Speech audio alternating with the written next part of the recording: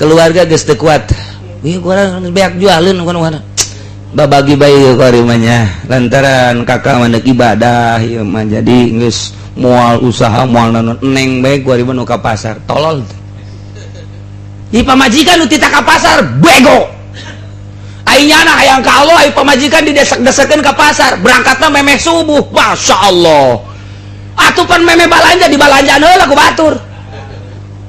Eta nu mantak kamari ieu loba aya nu teu bareng balik di pasar teh salakina. Terus tas subuh teh ngagerokeun pamajikanna. Hades ya, pan saya bangun teu pake calana. Ji tinggalin. Di mana di pasar? Pan bisa tinggalin kieu teh naon? Di kieuhan. Coba eta. Nah, ieu kabalinger kajian hukum lagi. Aya urusan tanggung jawab. Eta kudu kumaha atuh antara cinta dunia sebagai tanggung jawab jeung ka Allah nu anti dunia mun eueuh guruan moal bisa. Perluna aya guru ge tidinya supaya stabil keluarga urang ibadah aya batasan-batasanana datang ka mana ieu datang ka mana. Ai urang ka Allah bae mah pamajikan dikeuseuh-keuseuhkeun atuh salah atau urang ka Allah pamajikan ge geus teu meunang urang hirup saaya-aya bae sedengkeun can aya ilmuan can bisa tawakal atuh moal beres. Bismillahirrahmanirrahim. Ieu mah dipasrahkeun sadaya-daya ka Gusti Allah. Hese nyaritakeun urusan kawalian. Lantaran tama anugerah ti Gusti Allah. Sebab ti orokna keneh geus kanyahoan piwalieun percis kosa kumaha pijawaraeun geus kanyahoan bae. Jadi lamun pi ulamaan geus kanyahoan atuh picaloeun geus kanyahoan. Tah ieu teh ku ahli-ahli Allah mah kateropong. Nailah mimiti waridul intibah tina sok maksiat nyana kuari hudang ngah cek bahasa Sunda mah kuari jadi osok ibadah ngaji tidinya dimantepkeun deui tuluy datang waridul yaqzah tina goplah kuari jadi selalu ingat zikir langgeng tidinya datang deui waridus sair ngalamun datang ka waridul intibah maloba tapi naik kana waridul yaqzah carang naik deui kana waridus sair kudu boga khusus guru komo datang ka waridul wisal ieu manggeus carangna ge sarangna deui tapi tetep aya lamun eueuh kiamat lantaran muatan dunia teh opat nomor kahiji secara zahir gunung disebut paku bumi mereka dua tangkal kayu gede eta ge sarua secara zahir. Nomor katilu nuwatan bumi adalah ulama. Nomor kaopat wali Allah subhanahu wa ta'ala. Nu dua urusan zahir, nu dua urusan batin. Lamun ngandelkeun zahir bae kos diurang mun ngandelkeun zahir batata sedemikian rupa acak-acakan bae. Tetap kudu aya penataan secara batin ulama nu model salafus sholihin lain ulama anu modern lain menyudutkan tetapi janguatan dunia mah tetep bae ulama batin kudu aya ulama zahir ge jadi keur carita teu jadi penguat tambangan saukur ngararame doang ngararame doang tambah kos kitu mah nu jadi muatan mah ulama batin. Ari ulama zahir mah mah diondang dibere duit hehe seuri ngampun lain loba deui ngojubreg diondang deui dibere duit hehehe loba ambalaya dikondisikan di negara titih dimui pahayang-hayang loba tambah nukos kalar itu salah henteu jangan rame-rame negara di akhirat nyana nu bakal ditanya pangheula diulamakeun dikiaikeun dipundak tanggung jawab penuh kelanjutan bangsa jeung umat melalui atas nama ulama. Nu mentek ki podoli geus nyieun sertifikat ulamanya. Aya sertifikasikan. Jadi nu eueuh sertifikatan mah teu dianggap ulama. Teu dianggap. Jadi nu aya sertifikat etalah nu ulama. Salah henteu. Sebab eta mah jang nurunkeun dana kan pod. Dana engke turun pos kitu. Aya sertifikat engke lamun teu boga duit sertifikat kiai teh bisa digadekeun. Di Indonesia.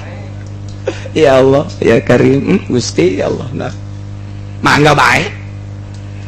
Sugan genjleung hate ulama salafus atuh henteu. Sugan khawatir ulama salaf henteu. Atuh geus misahnya namanya na bae. Ya aing mah urusanana cak ulama salaf lain jeung manusia jeung Allah. Ngan ketika aya kesempatan tugas ieu mah ngajak ngalelempeng daekeun henteu daekeun kajen geus misah jeung nu kos kararit. Sugan haya khawatir engkena beusi teh di kiai-kiai emang embungeun di kiai-kiai ieu. Jadi lamun make sertifikat segala rupa geus pohara jasa tah mah zahirna ge zahirna ge tah mah sarua jeung melakacang henteu diasupkeun ka taneuh. Cek Imam Ghazali dua macam teh lamun melakacang teu diasupkeun ka jero taneuh berarti dua macam hiji dipacok manuk lamun teu dipacok manuk kena banjir anggeus wassalam. Nah, iya bangsa kiai nu boga sertifikat bangsa kiai anu ngajukeun proposal tak ieu mah deuk nanya bae kena banjir apa ku manuk. Ayo coba tuh nyana nu nya jawaban. Nyana nu ngajukeun proposal nyana nu ngomong ku manuk bener pod. Eta kos kitu lain cak kula cek Imam Ghazali kurang kumaha ngajelaskeun Imam Ghazali. Jadi kiai nembrak percis kos melakacang di luhur taneuh henteu diasupkeun ka jero dua macem mun henteu dipacok manuk kotok bebek bawa banjir asana ieu mah banjir kabeh meureun nya banjir ieu ulama nu asli mah dibuka taneuhna trek dipelakeun di dinya tutupan deui geus ditutupan di pager batur nyahoan henteu nyaho-nyaho nengtet bae sia da nengtet jeung nongtot lain deui nongtot mah mun jam 10 Habib entah muka calana nongtot aja nu pamajikan aku tangna dibuka nongtot eta mah tapi nu dihandap mah nengtet meureun nya ih kemana bae ngaji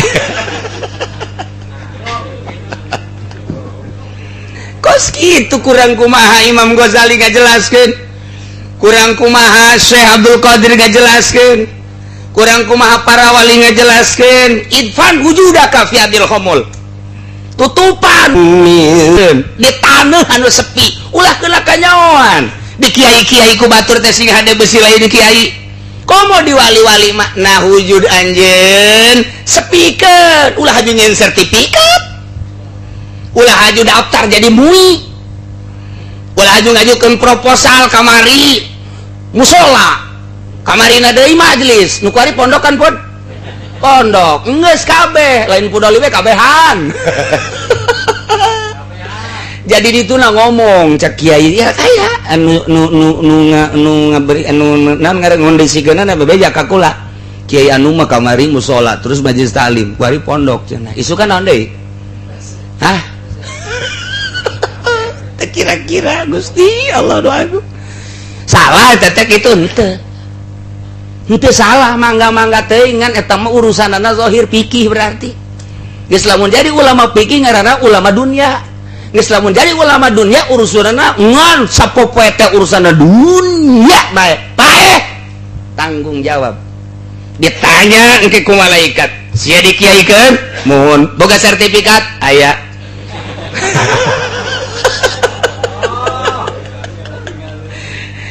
ringgis kuari dikiaikan dimuikan di majelis ulamakeun didepakeun tanggung jawab di pundak urusan umat isuk pageto tanya ya Allah terjadi kekuatan dunia tamah nu jadi kekuatan mah nu idfan wujudaka fi ardil khamul di kiai-kiai kula mah lain kiai kula mah lain ampura kula mah nyepi bayanya nama geus rame pindah embung kadenge ku batur mung kanyahoan ku batur kanyahoan deui pindah deui tah eta nu asli mah justru jadi kekuatan dunia umat bangsa eta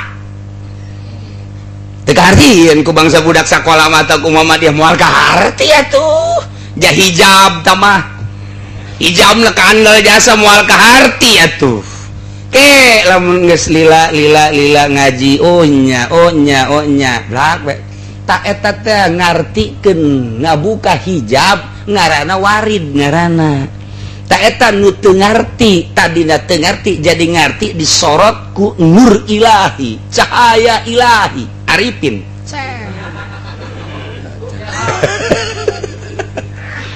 oh tadi teu ngarti jadi ngarti saha mere ngarti kiai di mana horeng ja kiai ini kadang-kadang kalimpudan satu guru guru henteu nu mere ngarti langsung Gusti Allah nyorotkeun set gemantak lamun aya kiai kemudian hayang manehanana teh dianggap guruna masih keneh angel ka jadi wali nyana ngaku guru mah enggak teh teuing tapi anjeun mah ulah ngaku-ngaku ka murid nu kuari nyana ngaku-ngaku ka murid makin loba makin bangga makin loba makin wah timbullah takabur jeung ujub di akhirat engke bakalna nyana diudag-udag murid kuari hayang paloba-loba murid di akhirat lompat ngajauhan murid kuari hayang paloba-loba anak rombongan engke di akhirat lompat tina anak jeung rombongan kuari hayang dibangga-bangga ku anak buah di akhirat lompat tina anak buah yauma yafirul mar'u min akhihi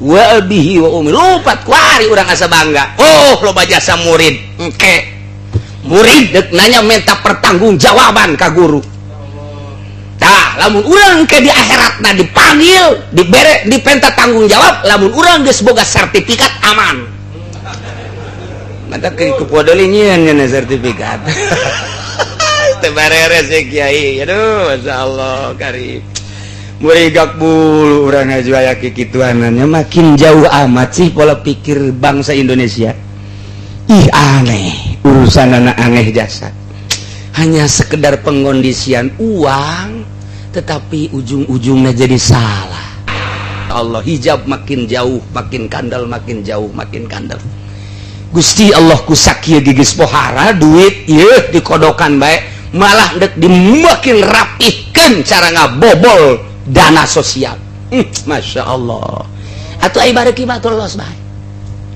kiai ahli Allah sugan kasienan besi teh dibere malah jariji kos gitu teh nahonan saat batur deletak ulama Allah lari ngajauhan dunia saat batur nyieun pengkondisian deket jeung jelema ahli Allah lari ngajauhan tina manusia selalu kitu bae ahli Allah mah naonan hiji bae buleugkeun agama Allah titik. Oh, cenah angel teman tuh kakak beli mobil. Oh, ngajurus ka mobil. Angel teman tuh kajian pondok. Oh, ngajurus ka fisik. Angel teman kos kitu mah tuh ka mulia ka agung. Oh, kadinya jurusan anak. Kadinya jurusan anak tuh los. Iki tah urusan dunia. Tah, ieu beker carita nu nyorotkeun warid hanya Allah. Ya Karim. Geus teh urang tina tadina maksiat tina bodoh jadi pinter disorot ku warid Allah waridul intibah jadi nyaho pangeran teh Allah horeng Kangjeng Nabi teh horenganan ieu teh ya Rasul Allah para wali teh aya nu diangkap jadi kutub Allah beuki jero tah beuki mantep tah sorotan cahaya ilahina cet timbullah kabita hayanglah urang selalu mengingat Allah hudanglah orang tipeting tahajud salat hajat salat witir langsung baca Quran sholawat zikir menang saha eta kos kitu menang Allah kuari geus dawam jasa la ilaha illallah la ilaha illallah la ilaha illallah eta teh kadang-kadang ku hawa nafsu di mana atuh kuari nu istimewa mah aya di diri urang nu teu dikondisikeun ku urang naon robah mah kadang-kadang dikondisikeun ku urang diuk mah dikondisikeun ku urang lempang mah dikondisikeun ku urang urang bareng ka ditu dikondisikeun ku urang naik sepeda naik motor naik mobil kadang dikondisikeun ku urang jauh teh ka Allah mun masih kundasa kondisi aya nu henteu dikondisikeun ku urang tapi terus bae naon napas urang teh menang Allah teu karasa teh ku urang dipake terus napas kaluhur ka handap apa urang nyesa ngejak kaluhur ha henteu urang diuk Allah mah terus bae mere napas kaluhur ka handap urang lempang kaluhur ka handap urang sare ku Allah mah diterus bae napas kaluhur ka handap eta menang Allah langsung ngondisikeun datang ajal tama urusan Allah. Nah ahli toriko di mana enggeus luhur tina jahar kana kopi sesuai jeung latifah kuari zikir napas. Jadi zikir napas teh lain hayuh ku urang kumaha nuturkeun Allah mere napas ka urang nuturkeun eta sok gerage napas ka luhur ka handap Allah Allah lain kurang di kondisi Allah edan sia kajen kukumaha ji atuh lain kos kitu napas tak menang Allah mantak naon ku urang napas disyukuri napas ku urang teh dihormati napas ku urang pake inget ka Gusti Allah sesuai jeung memere Allah napas ka urang teh dikondisikeun ku urang ge ngalabilkeun napas langsung bae zikir melalui napas Allah aya cara-carana khusus kicep apa kurang dikondisikeun henteu urang kicep aing teh kicep ya gua dibuka ya henteu Allah anu ngicepkeun loba hal-hal anu langsung ti Allah ku urang kurang dihormati nu mentak ieu nikmat kicep luar biasa ge tapi ku urang henteu diinget ieu nikmat kicep tadi nikmat napas geus pohara jasa ku urang eta napas menang Allah teh kok ku urang dipake ka hotel dipake ka naik klub dipake ngabonceng rang dan ngora lain ya Allah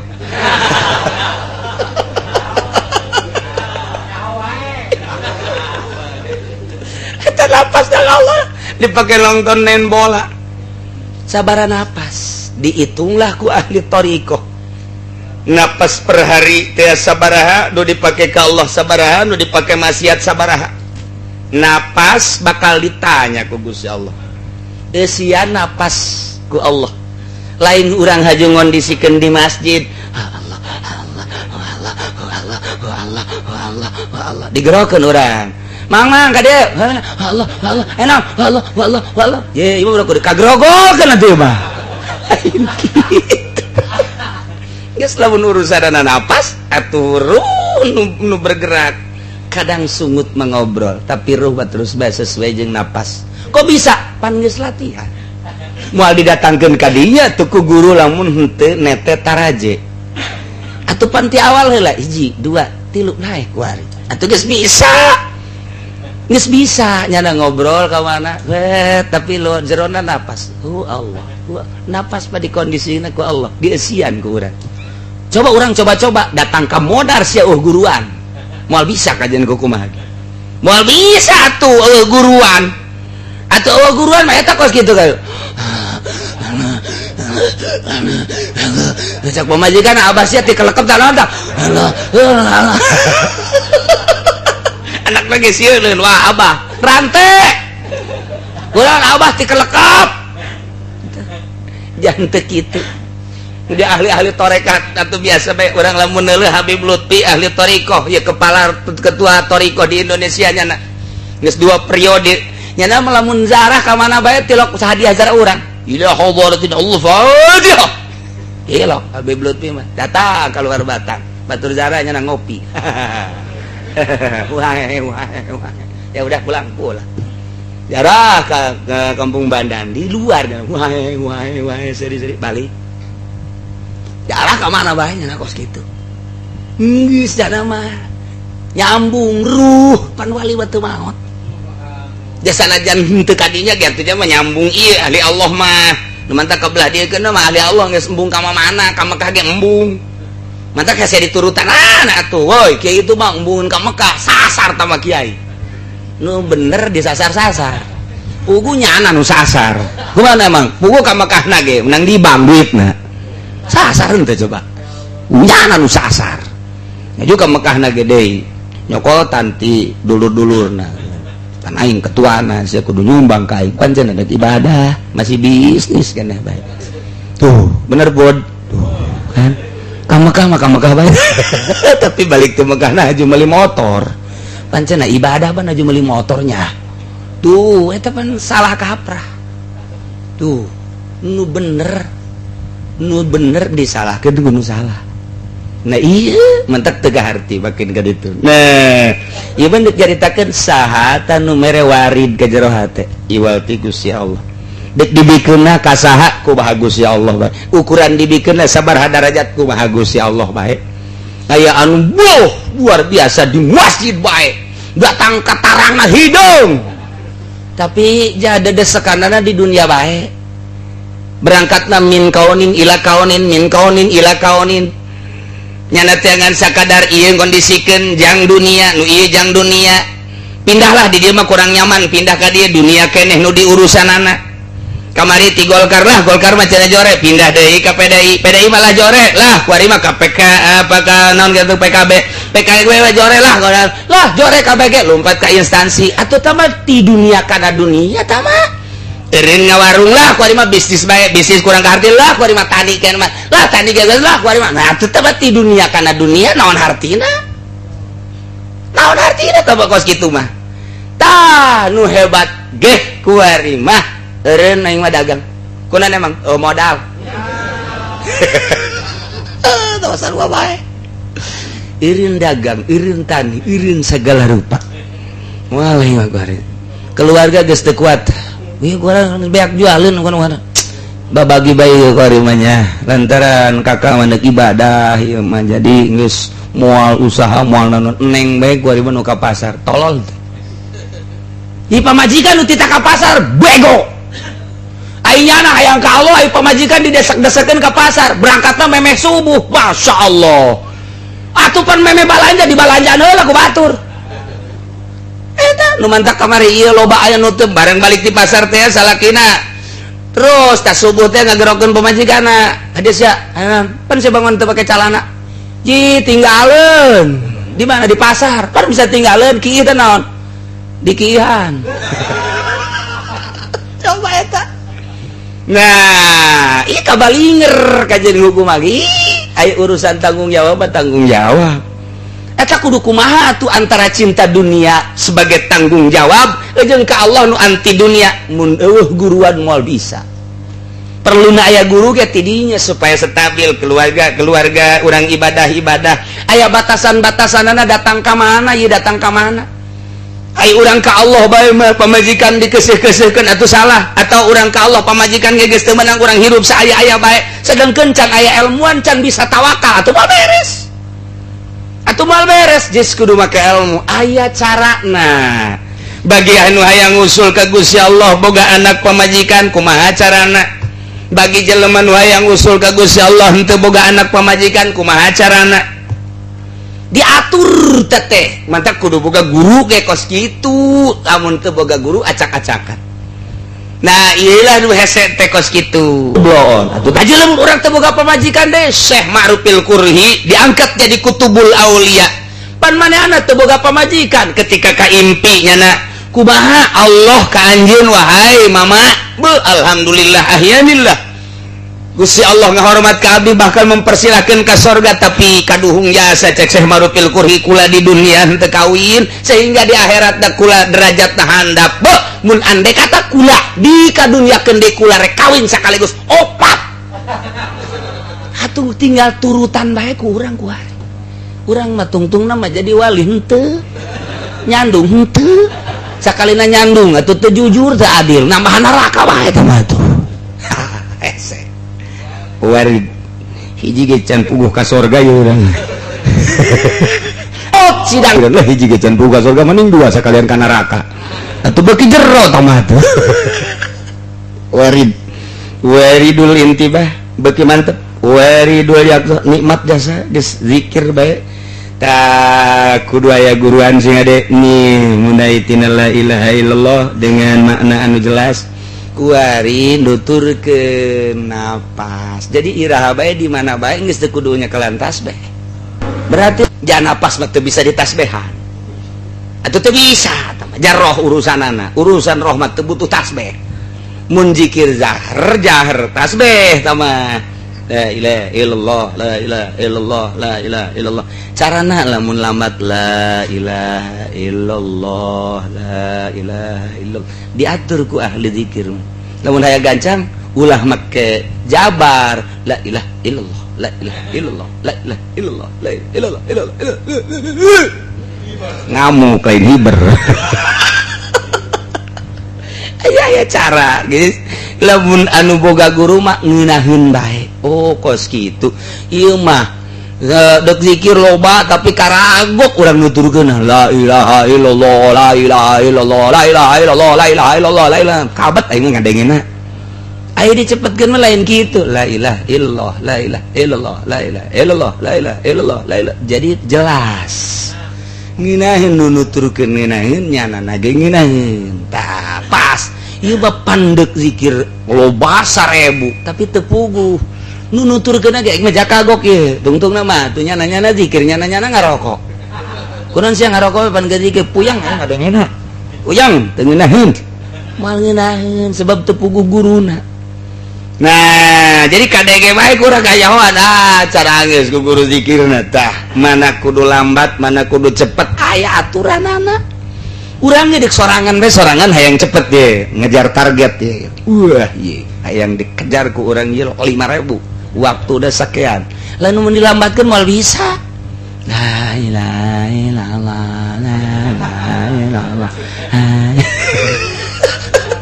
atuh teh ngariung bos kitu mah dewe disiapkeun silana sesuai jeung aturan teu matana peureum abeh ngeunaheun nunutanana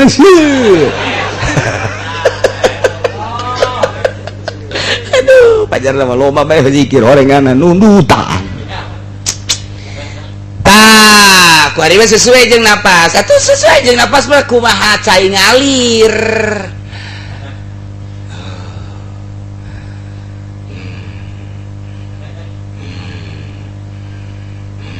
perlu disisian orang mana kobel sih ngagerem-gerem gitu nah aing sieun ja ye kasurupan maung tanaon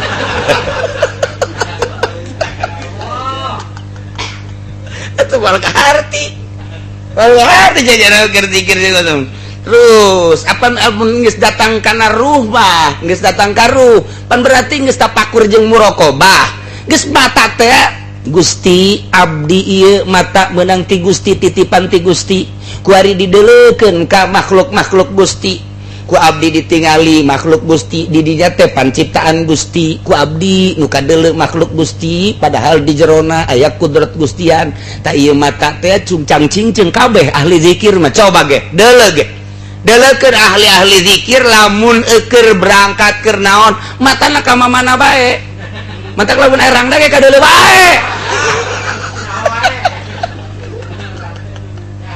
maknana lain deui kabur matana kabur coba perhatikeun ahli-ahli zikir mata kabur eta teh bari napas hu Allah ieuna tah ditapakurkeun tah dimuraqabahkeun makhluk Allah kadeuleu melalui mata itulah ciptaan Gusti mata abdi ciptaan Gusti kuari didelekeun ka makhluk Gusti di dieu aya gerak Gusti di ditu aya gerak Gusti intina aya kudrat jeung iradat Gusti mata teh ka kudrat iradat Gusti nu kadeuleu gunung di jero gunungna aya kudrat Allah nu kadeuleu diakurkeun jeung zikir napas pan ongko zikir napas tapi neulekeun jalan bae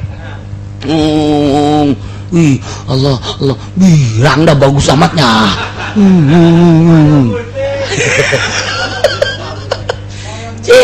Coba ge urang naik mobil keur nyupir gitu padahal keur zikir aya bae nu boncengan nu motor dihareup lalaki di tukang bujurna pun bagus teh pantah bagus bo komo motor buatan ku ari mah panangkod bojak urang lampu stop bagus amatnya lampu stop hebat amat cak nu di sisi mana lampu stopnya jarwa itu bo lampu stop nu bagus ya horeng nu di luhureun lampu stop bujur bae nol nerkom manya keur zikir kos kitu tak akur can wayah datang ka dinya geus dikadinyakeun sasar sia diakurkeun jadi ieu urang lamun zikir jahar di dieu ayana zikir hopi di dieu ayana zikir naik da nu mantap ulah sambarangan ge besi anu ngembang-kembangkeun tarekat ulah milu lamun guruna teu mursyid sebab sasar bakal aya naon kitu ngaranna kuda tertentu nu mantak guru-guru nu balkula ge ieu ngomong ku ari ieu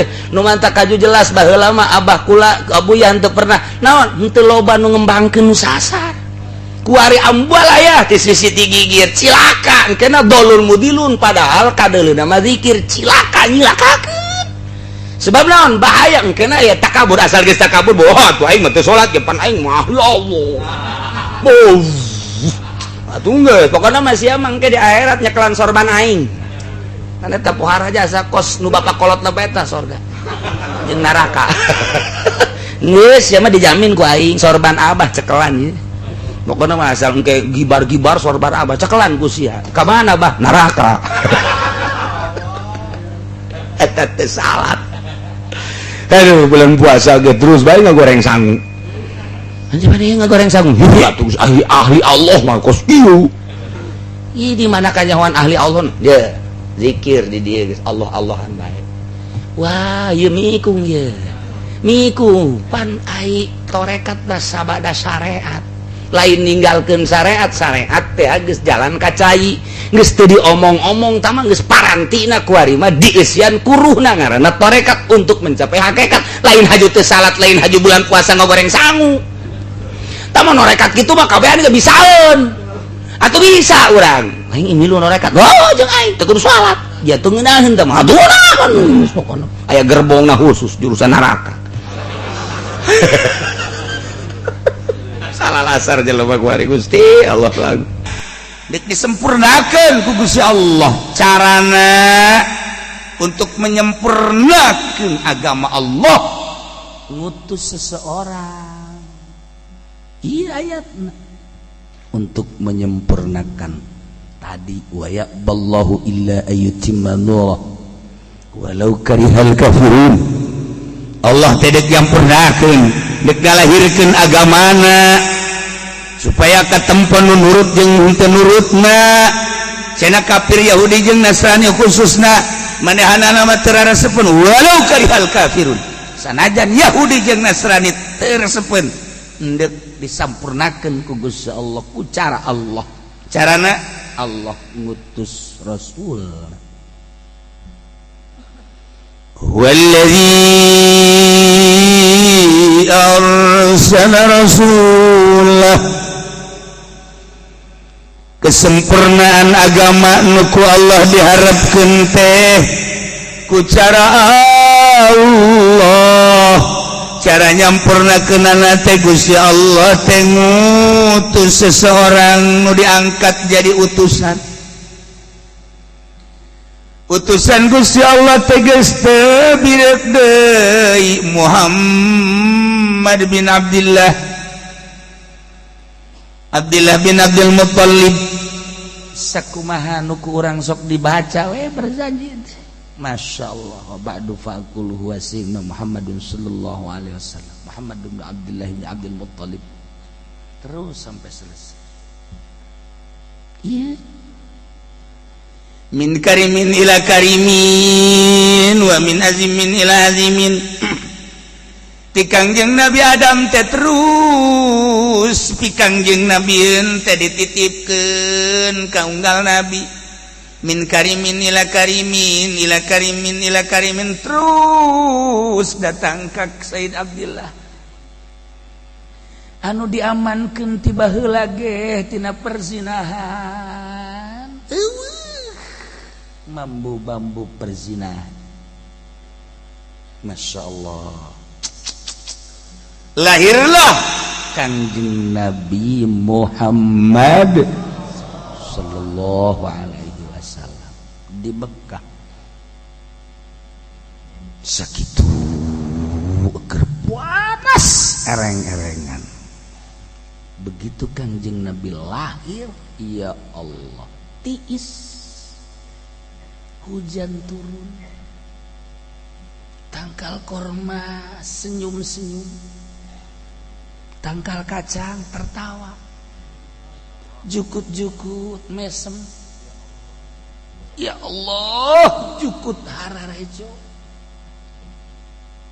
tangkal korma jararadi, langsung kembangan buahan kacang gitu kene, jeung sajabana sejuk Mekah teh. Kakara kelahiran hungkul ge geus ngajadikeun kesejukan. Ya Allah, ku bunga-bungana dibawa ku Ki Abdul Muttalib tawaf diputerkeun 7 putaran. Bunga boga incu. Mentak ku urang ku ari tapaul padahal mah eta pan Kanjeng Nabi na oroken encan bersareat. Saenggeus Kanjeng Nabi diangkat jadi rasul teu pernah kikituanan mantak dirad ge ku Muhammadiyah. Eta mah orok zaman jahiliyah diputerkeun teh. Ti Kanjeng Nabi ka dieu mah teu pernah anu diputerkeun ku naon atuh nurutan jahiliyah. Tuh ulah muter-muterkeun kos kitu geus. Kecuali aya marhaba puterkeun. Eta puguh teh ka rumah muter sorangan naonan. Dijieun ku urang tafaul ngaran. Oh salah, kalau kos itu ku bunga. Terus gede. Umur 35 tahun Kanjeng Nabi geus mulai resep nyorangan. Gitulah piluhureun jelema teh. Nyorangan, mentak wari santri teh mondok nyorangan di pondok. Teu bergaul jeung tatangga, teu bergaul jeung sasaha. Di pondok sorangan. Nurutan Kanjeng Nabi. Adapan. Nangkara. Ngarokok. Kanjeng Nabi mah teu ngarokok. Nyepi. Ya Allah, ya Rabb. Kebelah dia terus Kanjeng Nabi teh ku embung-embungna neuleuh manusia dibere kitu bae. Kanjeng Nabi tapak ka Jabal Nur. Ya Allah, ya Rabb. Guha Hiro di dieu. Nyorangan ibadah encan diangkat jadi rasul. Tapi geus resep ibadah saha nu merena. Saha anu mere nyaho ka Kanjeng Nabi jacan aya. Tapi Kanjeng Nabi geus kos kitu bae resep. Allah berarti kan geus mere. Matak urang secara syariat bae ya kuari teh asanang urang. Secara hakikat bae ieu teh nang Allah. Berangkat ti imah masing-masing anu ti Cianjur, Sukabumi, ti Bandung, ti Bogor. Dararatang ka darari nang Allah. Nang Allah ulah diaku gerage ku urang. Geus puguh nu dararakeut mah sanajan teu ka dieu ge jak kadenge ieu bari ngeteng. Oh masalah. Ya anu indit eta mah keur boga keperluan. Cenah unggal minggu mah keperluanana. Atuh teu ngaji eta emang geus kos kitu bae tah mah. Teu masalah nang Allah. Cirina menang Allah tabang bara. Eta bang bara yang aju nempelnya tah di kayu. Haju terus jana ngabolongan ngaliang aju asup nang samagahan teh bang bara kos gitu. Ayo coba jangan teu pernah briefingnya nama. Teu pernah. Gusti Allah mere ilmu ka bang bara seperti eta. Ya Allah ya Rabb. Pohara lancah. Nah, kuari aya lancah ju manehana nanyeun imahna make caranya na sorangan ramat ang saha magahan menang saha magahan lamun lain nang Allah ayo coba menang saha magahan eta lancah tret Masya Allah eta ilmu Allah datang ka kos kitu ayo sirem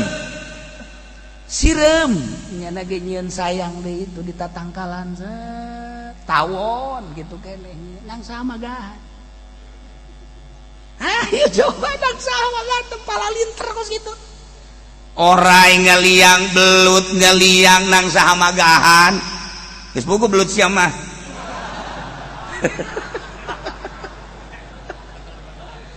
nang magahan saha meureun meladuni mereunnya nu bagahan ya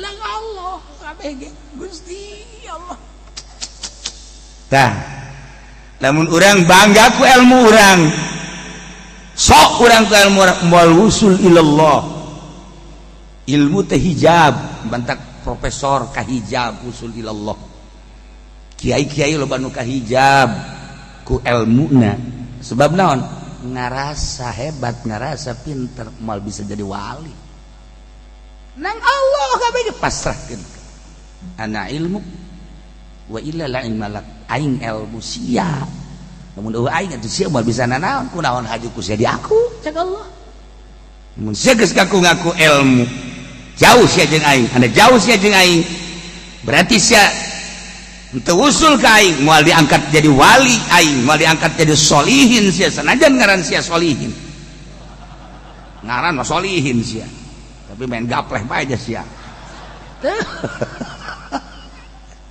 wah satungtung di aku ku urang pengakuan urang eta lah nu jadi hijab deuleu Bang Bara cek Gusti Allah deuleu tawon deuleu sirem deuleu lancah deuleu hewan-hewan nang saha eta magahan nang aing jeung Gusti Allah haju ku sia dibangga-bangga ilmu teh nang aing cabut sia ku aing teu saeutik kiai dicabut ilmuna ku Gusti Allah siksa ku Gusti Allah tuh terus kebelah dieuna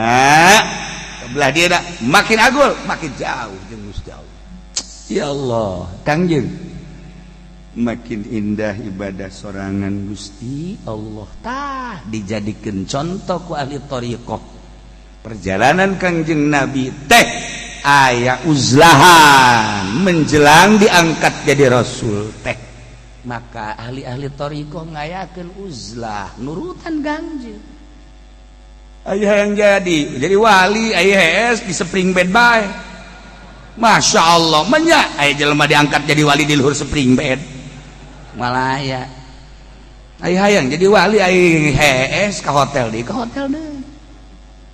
mal bisa cenah kula mah mobil hayang bagus imah hayang bagus hees hayang di hotel di spring bed tapi diangkat jadi wali ngubrus ya mal bisa kudu ngasingkeun diri ti dunia ngasingkeun diri ti makhluk contoh Kangjeng dek diangkat jadi rasul teh dibere teu hayang kana dahar kana nginum dibere teu hayang campur gaul jeung manusia dibere teu hayang sare teh tengah peuting teh dibere saperluna bae sare teh ngasingkeun diri naik ka gunung di jero guha sorangan Kangjeng tafakur tadarru ka Gusti Allah encan aya syariat nu deuk mawa syariat teh Kangjeng tapi Kangjeng geus dibere seperti eta Masya Allah umur 40 tahun sumping malaikat Jibril ditahan Gusti Iqra ya Muhammad ma ana biqari Iqra baca ma ana biqari Iqra ma ana biqari tangkep ku malaikat Jibril Iqra bismi rabbikal ladzi khalaq khalaqal insana min 'alaq Iqra wa rabbukal akramul ladzi 'allama bil qalam langsung malaikat Jibril naik ka luhur Kangjeng Nabi ngagetar-getar turun ke handap ke Siti Khadijah zamiluni surti Siti Khadijah langsung ku Siti Khadijah disimbuta bari ditaros aya naon akang setis disebut akang itu padahal orang lain aya naon bapana bapana bapak saha meureun bangun nggak geter-geter mah aspirin atau aspirin neangan atuh cek salakina ya aspirin dia kukul sedukeun 7 amboh supan sih mah ngabunuh beureun lah hirup ge biasa kikituna ye tolong tah salaki aya naon tadi di gunung manggihan kieu cek Siti Khadijah pengalaman nu bara heula teh nu bakal diangkat jadi jelema luhur teh karitu ya Allah ya Rabbi apal sebab baca kitab Injil baca kitab Taurat yuk engke aya paman urang naros gara ka ditu tah diangkat jadi rasul umur 40 tahun memehna mengasingkeun diri heula teu resep ka panggih jelema gitulah para aulia Allah ngadekem heula di guha ngadekem heula di pondok pesantren ngajauhan jelema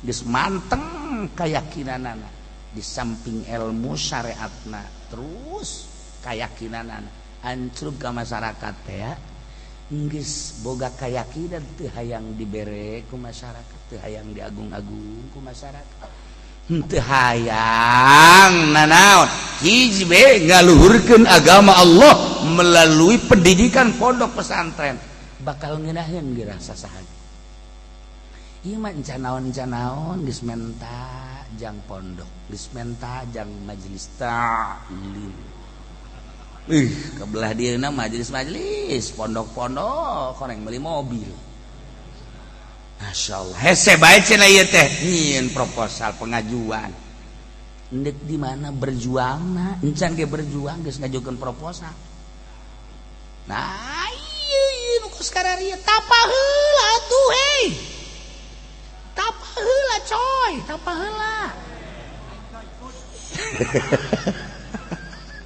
tapa udah gayang disasalamanan baik ieu mancan-can geus kieu bae sasalaman teh si kai pan aing kiai masyaallah teu kadeuleu emang sia ieu aing Gusti Allah doaku asal ngariung gelas da 3 bae mamana ieu panitia emang gelas karak 2 3 atuh mah Firaun ieu mah geus mah dibere gelas 2 letik gede jang mama mah tuh bila perlu ember kumaha naon diperjuangkeun ieu si naon ngagung-ngagung diri ngamulia-mulia diri perjuanganna mana eta cenah ka panggung saudara-saudara mun teu dibayar daekeun teh henteu palitekeun habak huluna kratek berjuang tanaon ieu budak kunaon eta teu tapa heula Kanjeng Nabi nu mantak luhur tapa anti dunia anti kemuliaan anti keagungan hiji bae perintah Allah masya Allah nu mantak lamun al ulama warasatul anbiya mana warasatul anbiya na kuari mana ulama warasatul anbiya kuari mah ulama warasatul anbiya teh nu aya teh warasatul Jokowi warasatul Prabowo warasatul gubernur warasatul menteri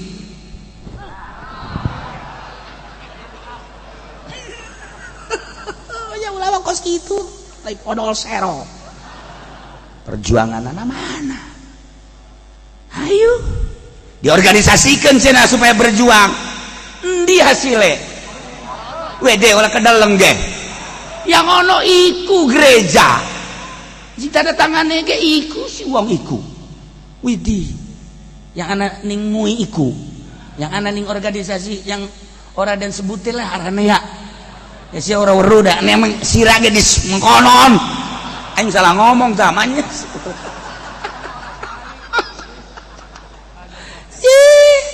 eta rarentul kelenteng rarentul gereja nang organisasi nang mui mana berjuangna masya Allah karim Mah kebangsaan ya, kembali ke kebangsaan berarti berjuangna orang endap-endap.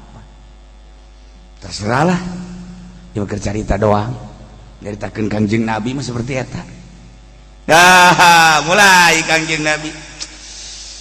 Uari mah Kangjeng Nabi tengges diangkat jadi rasul, langsung informasina ti Gusti Allah. Numantak para aulia Allah anu sok tararapa model para wali sanga anu geus zuhud anti dunia, manehanana teh uzlah sanajan raramean babarengan tapi kolbuna teu asa jeung makhluk jeung Allah, uzlah berarti. Nah, ieu ngembangkeun agama mah teu hayang nanaon. Sumbang tidak dibawakan duit, tanya berat 1 juta 2 juta 10 juta cehil di aing, lamun 50 cehil kene kan rada gede cehil 100 ya boleh deh. Ya berjuang teh kumaha, berjuang teh kumaha, ujung-ujungna urang ngadengekeun nu keur berjuang teh ujung-ujungna jualan madu, jualan cai, dan jualan nu lain. Berjuang bae sih. Ulah make ekos. Ih, cenah Kangjeng Nabi ge dagang tuh, sok kaju disendekelkeun ka Kangjeng Nabi. Ka dieu sia sungut sia, soekeun sia poe. Nyedekeun ka Kangjeng Nabi sia. Jualan mah jualan bae, ulah bari ngaji. Je, barang sana. Tuh ikan hararese gua hari ese berjuang lurus ke ulah pungkal pengkol tah ieu Gusti Allah terek nyampurnakeun agamana sesuai jeung nu kamari waya ballahu illa yutimman nuruh. Sanajan orang Yahudi orang kafir tersepen kana munculna agama Islam, tapi Allah menghendaki dengan cara Allah ngutus seorang manusia nu diangkat jadi rasulna nu ngaran Kangjeng Nabi Muhammad sallallahu alaihi wasallam. Huwa Allah allazi arsala zatan ngutus rasulahu kana ka rasul nabil huda kalawan mawa pituduh. Huda teh ditafsiran teh ku Al-Qur'an, sebab di jero Al-Qur'an teh aya petuduh-petuduh deuk naon geura ge baca Al-Qur'an.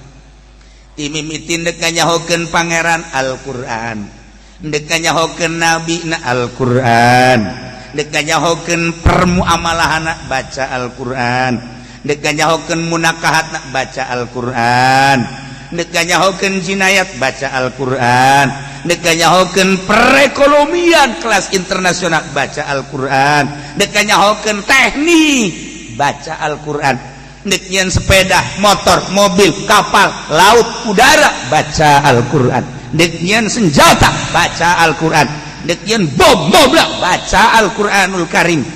Tinggal urang bacaan Al-Qur'an, paham Al-Qur'an, terus laksanakeun. Yahudi leuwih ti heula maca Al-Qur'an jeung ngalaksanakeun. Jangan nu citu padahal teu percaya ka Allah. Mentak bil huda. Maka dalil-dalil jeung mukjizat-mukjizat.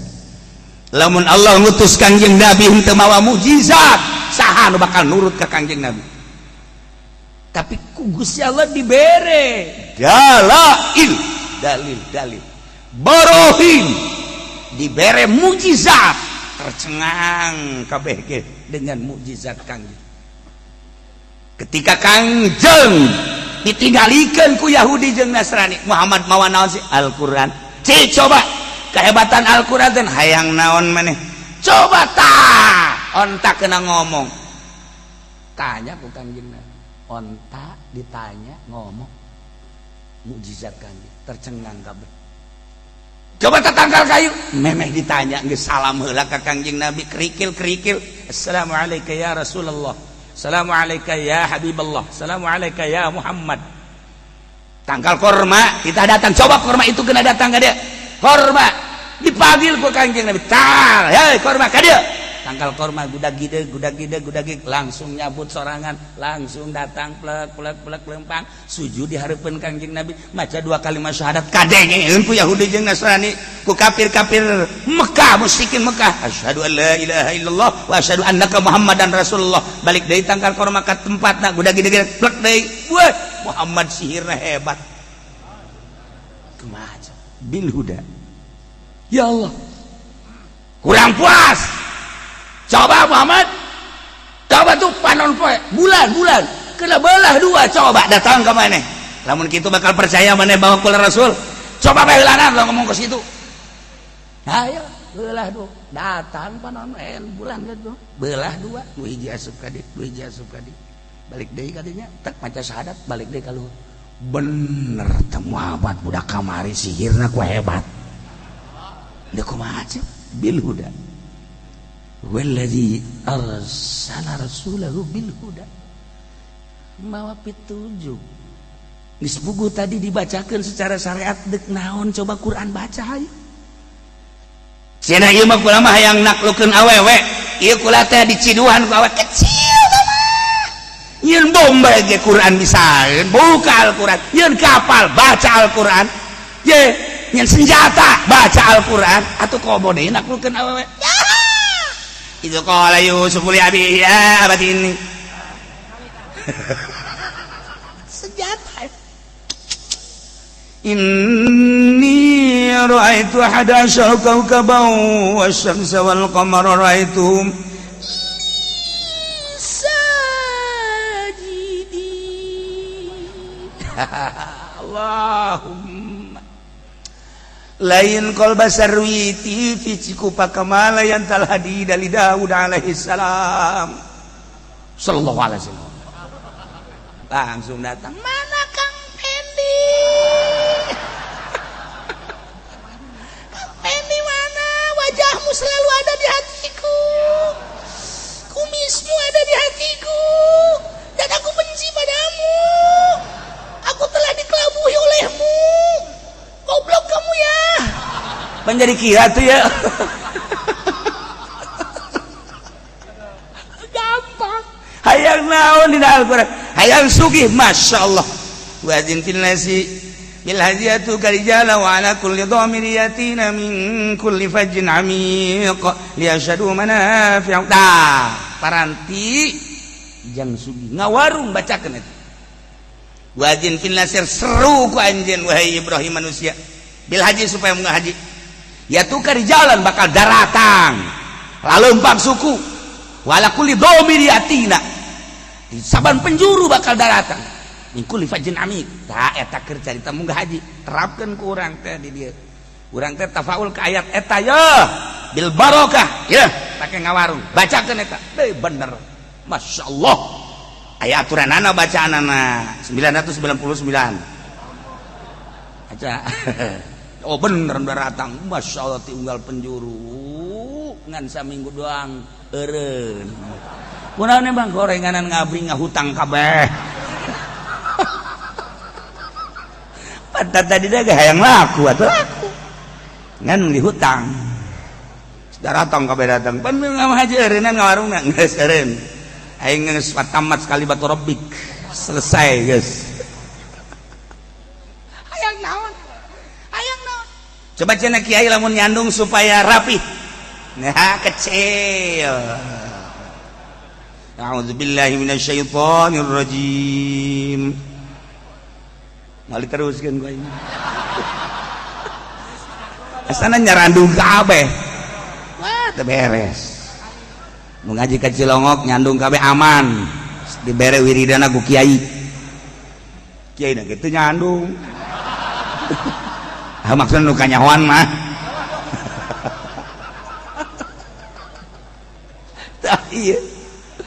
iyalah walladzi arsala rasulahu bil huda lamun henteu dibere dalil henteu dibere baroh henteu dibere mukjizat naon atuh kakuatan Kangjeng Nabi maka urang sebagai warasatul anbiya atuh kudu kuari kudu atuh kurang kudu boga bil huda lamun teu boga bil huda mal bisa tuh mukjizat lain naon atuh minimal nurutan Kangjeng Nabi teh tersep kana duniana minimal nurutan Kangjeng Nabi ulah yang diagung-agung ulah yang dimulya-mulya imal liwat be aju jelema ngomong mah haji tah si mana ji goblok Mang Haji kiai aing ngadenge Mang Haji goblok sia mah eta geus wayab tulu kiai uhu eta batal tuh kagiayana